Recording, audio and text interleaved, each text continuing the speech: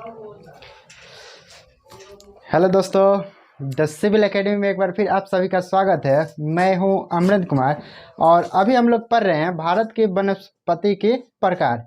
यानी अभी तक हम लोगों ने प्रकार में 4 प्रकारों तक काफ़ी डिटेल्स में पढ़ चुके हैं और आज के इस नए वीडियो में हम लोग पढ़ेंगे भारत के वनस्पति का अगला प्रकार जो है ज्वारीय वन या डेल्टा वन।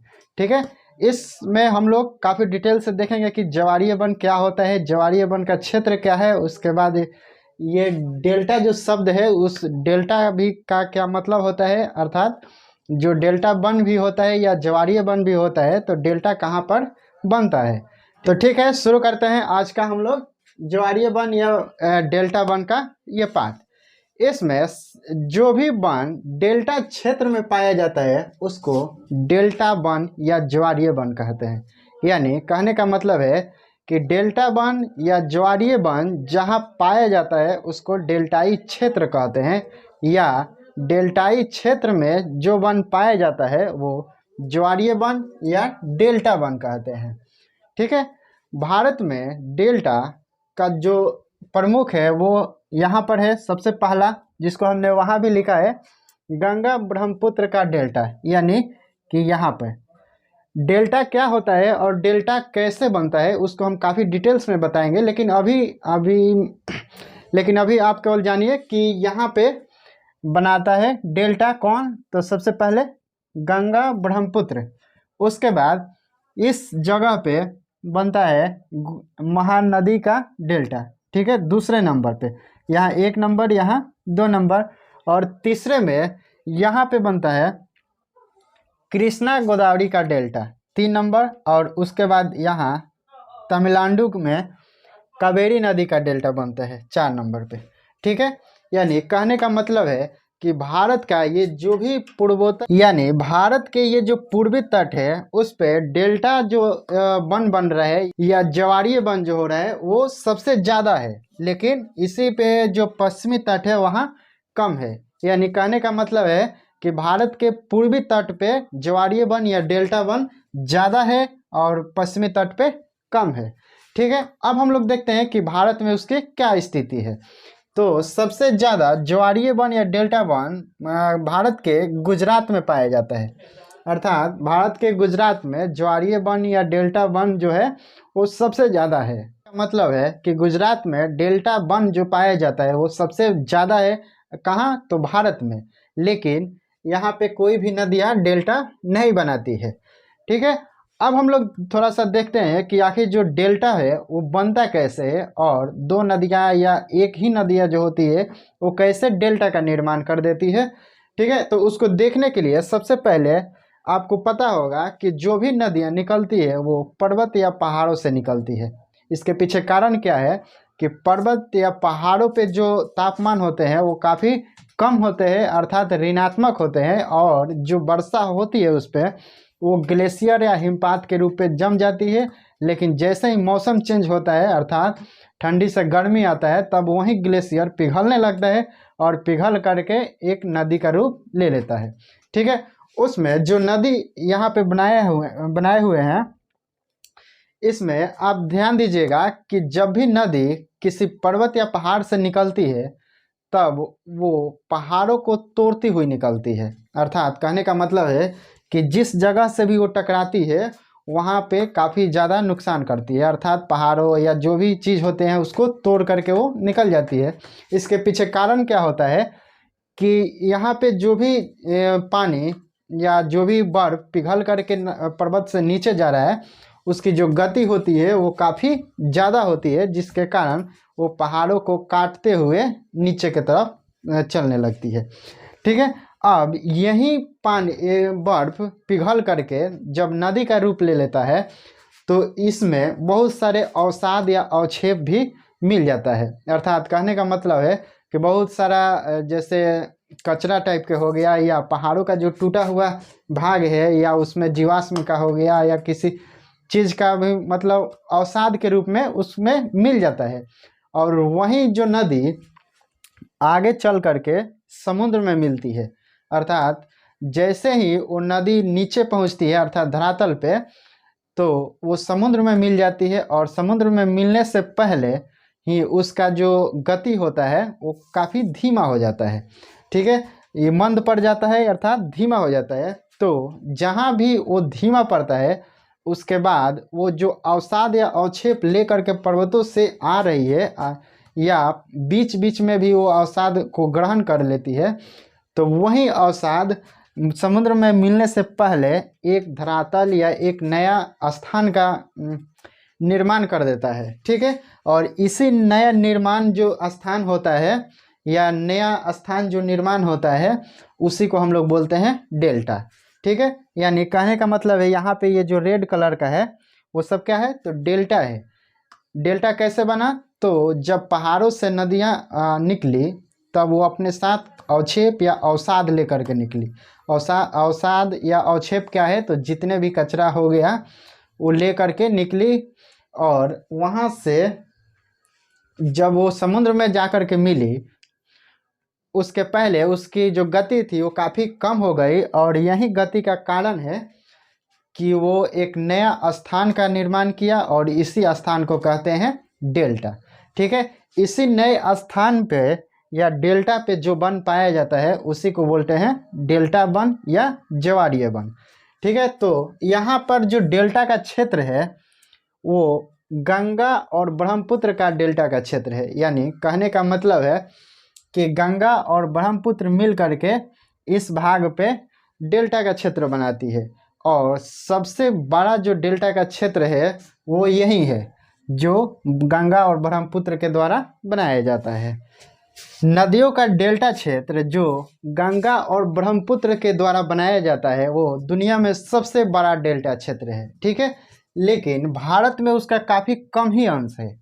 यानी कि डेल्टा जो क्षेत्र है उसका ज़्यादातर हिस्सा बांग्लादेश में पड़ता है। यानी यहाँ पे जो है बांग्लादेश है उसका ज़्यादा हिस्सा किसका, गंगा ब्रह्मपुत्र का जो डेल्टा है उसका ज़्यादा हिस्सा जो है वो बांग्लादेश में पड़ता है, और भारत में बहुत ही कम पड़ता है अर्थात नामात्रा का पड़ता है।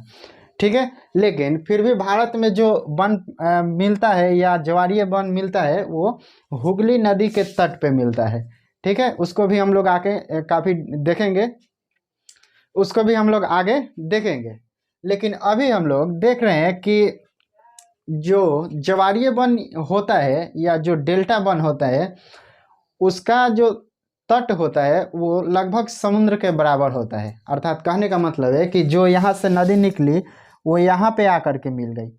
ठीक है, और इसमें एक चीज़ और आप ध्यान दीजिएगा कि जहाँ भी डेल्टा बन रहा है उसको तो डेल्टा बोलते हैं, अर्थात नया स्थल बन रहा है उसके अवसाद से उसको डेल्टा बोलते हैं। लेकिन कहीं कहीं ऐसा भी होता है कि अवसाद के रूप में कुछ भी नहीं बचा और वो कोई डेल्टा नहीं बनाया। क्यों, क्योंकि उसकी जो गति है वो समुद्र में मिलने से पहले कम हुई ही नहीं, तो उसको हम लोग बोलते हैं ज्वारनाद। ज्वारनाद, लेकिन ज्वारनाद, और वहीं पे ये जो पर्वत से निकल करके नदी आ रही है जो समुद्र में मिलती है, और जहाँ भी मिलती है उसको हम लोग बोलते हैं मुहाना। यानी कि समुद्र में जिस स्थान पे वो मिलती है उसको बोलते हैं मुहाना, और यहाँ जहाँ से निकलती है उसको बोलते हैं उद्गम स्थल। उद्गम स्थल यानी कि जहाँ से भी नदी निकलती है उसको बोलते हैं उद्गम स्थल, और जहाँ पे समुद्र में मिल जाती है उसको बोलते हैं मुहाना, और जहाँ पे नया स्थल बनाती है अपने अवक्षेप या अवसाद से उसको बोलते हैं डेल्टा। और कहीं कहीं ऐसा भी होता है कि उसके अवसाद या अवक्षेप नहीं बना पाती है, क्यों, क्योंकि उसकी जो गति होती है वो काफ़ी ज़्यादा ही रह जाती है, यानी समुद्र में मिलने से पहले कम नहीं होती है, तो उसको बोलते हैं ज्वारनाद। ठीक है, तो अब हम लोग देखते हैं कि ये जो डेल्टा क्षेत्र होता है ये लगभग समुद्र के तट के बराबर होता है। अर्थात कहने का मतलब है कि इसका जो हाइट होता है वो समुद्र के तट के बराबर होता है, जिसके कारण इस क्षेत्र में जो वन पाए जाते हैं उसमें समुद्र का जो खारा जल है वो प्रवेश कर जाता है। अर्थात कहने का मतलब है कि जब ऊंचाई सेम हो जाता है दोनों का, किसका, तो डेल्टा क्षेत्र का और समुद्र तट का, तब समुद्र तट का जो जल होता है तो वो खारा जल होता है, और वही खारा जल इस डेल्टा क्षेत्र में प्रवेश कर जाता है, जिसके कारण यहाँ पे जो वन पाया जाता है, अर्थात जो डेल्टा वन या ज्वारीय वन पाया जाता है, उसके जो छाल होती है, उस पेड़ का जो छाल होते हैं वो क्षारीय बन जाती है। ठीक है, इसके पीछे कारण क्या है? तो यहाँ वहाँ पे समुंदर का जो खारा जल है वो डेल्टा क्षेत्र में प्रवेश कर गया, जिसके कारण डेल्टा क्षेत्र में जो वृक्ष पाया गया उसका जो छाल था वो क्षारीय हो गया। ठीक है, और यहाँ पे जो वन पाया जाता है वो काफ़ी कठोर होता है। ये जो डेल्टा वन या ज्वारीय वन होता है उसमें मैंग्रोव वन की बहुलता होती है, अर्थात कहने का मतलब है कि मैंग्रोव वन जो होता है वो सबसे ज़्यादा पाया जाता है डेल्टा वन या ज्वारीय वन में। और ये जो मैंग्रोव वन है उसमें 4 वृक्ष होते हैं। कौन कौन सा? तो मैंग्रोवा, सुंदरी और कैसूरीना और उसका बाद फोनिक्स। ठीक है, यानी कि मैंग्रोव वन में 4 प्रकार के वृक्ष पाए जाते हैं, मैंग्रोवा, सुंदरी वन, कैसरीना और फोनिक्स। ये जो वन होते हैं डेल्टा क्षेत्र में, जो डेल्टा वन होते हैं उसमें ये पाया जाता है मैंग्रोव वन, और मैंग्रोव वन में 4 महत्वपूर्ण वृक्ष है, वो है मैंग्रोवा, सुंदरी, कैसरीना और फोनिक्स। ठीक है, अब हम लोग देखते हैं कि मैंग्रोव वन जो है, मैंग्रोव वन उसका भारत में प्रमुख क्षेत्र क्या है। ठीक है, यानी कि भारत में प्रमुख क्षेत्र कौन कौन से हैं मैंग्रोव वन का। भारत में मैंग्रोव वन की प्रमुख क्षेत्र गुजरात है। ठीक है, यानी कहने का मतलब है कि हम जब सबसे पहले बता रहे थे कि डेल्टा जो क्षेत्र है भारत में वो सबसे बड़ा क्षेत्र कहाँ है, तो गुजरात में, और डेल्टा क्षेत्र में ही मैंग्रोव वन पाया जाता है। तो इससे आपको काफ़ी ज़्यादा, तो इससे आप समझ सकते हैं कि जहाँ पे सबसे बड़ा डेल्टा क्षेत्र है और डेल्टा क्षेत्र में ही मैंग्रोव वन पाया जाता है, तो गुजरात में ही मैंग्रोव वन जो है वो सबसे ज़्यादा होता है। और उसके बाद 2 नंबर पे आंध्र प्रदेश में मैंग्रोव वन जो होता है वो सबसे ज़्यादा पाया जाता है। ठीक है, अब हम लोग देखते हैं कि ये जो डेल्टा क्षेत्र है जो गंगा और ब्रह्मपुत्र द्वारा बनाया जाता है उसमें भी मैंग्रोव वन पाया जाता है, अर्थात मैंग्रोव वन सबसे ज़्यादा होता है ज्वारीय वन या डेल्टा वन के वनस्पति में।